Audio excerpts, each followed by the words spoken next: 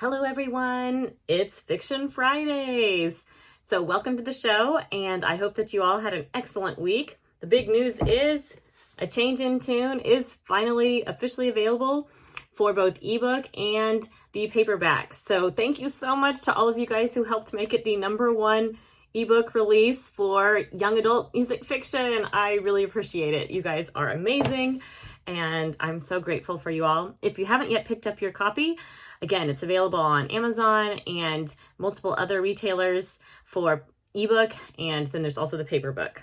So, all right, let's get started. Today we're discussing a little bit the concept of to be or not to be a teacher. And I think this is something that all creatives or artists kind of struggle with, whether you're more musical or if you are a writer or a scholar. And I don't like when people feel like they have to fall into one camp or the other. Some people think that I'm only going to be a performing violinist or performing musician, and I have no interest in teaching. Other people say I'm just a teacher and I don't have time to perform anymore because I'm spending all my time teaching. And I think it's a little bit dangerous to fall into one of those traps because really a well-rounded musician should be able to do some of both. You'll probably have one that's a little bit more your focus than the other, but if you don't at least explore a little bit of both categories, I think you're missing out. For example, if you're a performer, teaching actually helps you better master some of these concepts. When you're actually presenting technique to your students, you have to think about how you approach a subject in a different way.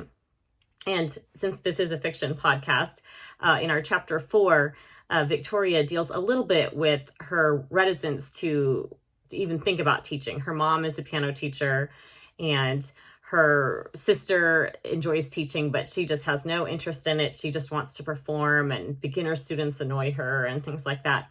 But I think she's missing out on a really great opportunity to perfect her craft and to see how do you explain it in simpler terms to, in a certain sense, the next generation and to pass it on.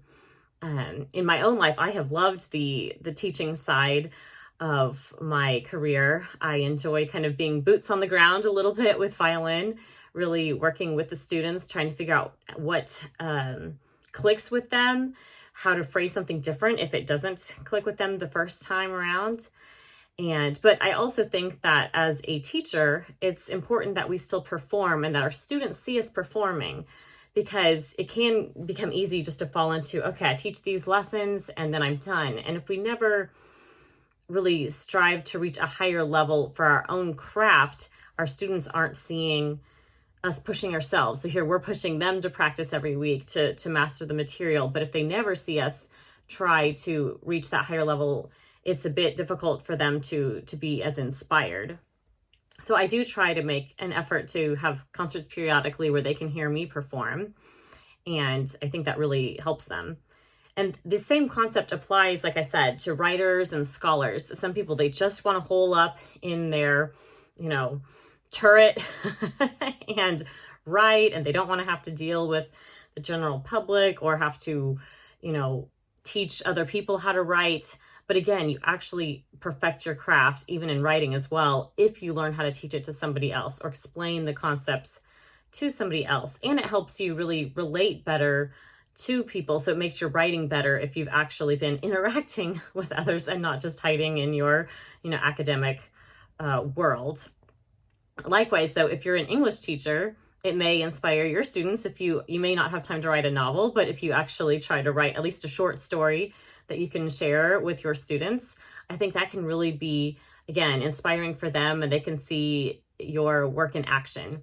So today, as we're discussing just a little bit more of chapter 4, I want you to keep those concepts in mind, that it's not just I'm a teacher or I'm a performer or I'm an English teacher or I'm a writer, but hopefully you're able to kind of combine the best of both worlds. So in our chapter 4, when we begin, we actually see Victoria and Jerry in the Belton University at school.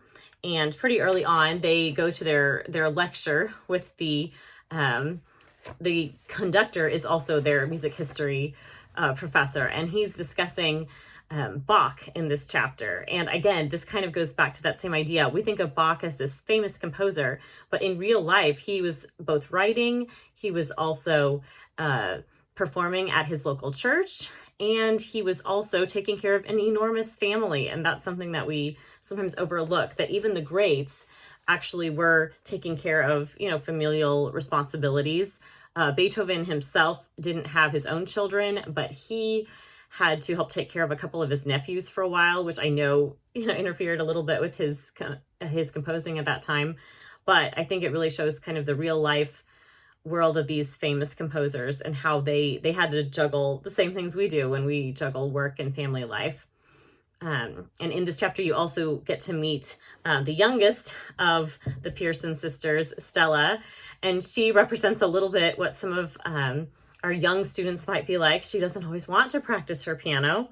She's not always playing perfectly, and it just kind of annoys Victoria. Whereas one of the other sisters, Marie, has a bit more of that kind of teacher vibe, and she comes over and she knows how to explain it better to Stella, how to approach the song. And Marie probably gets this from her mother, who's also a piano teacher. So I thought that was kind of fun to show a glimpse into the teaching world in this chapter, as well as Bach's, his familial connections and how he would take care of his young children as well. So I'd love to hear your thoughts. Are you more of a teacher, or are you more of a performer or creative artist of some sort? Or do you feel like you found a good balance between the two? So let me know in the comments, and I will see you next week.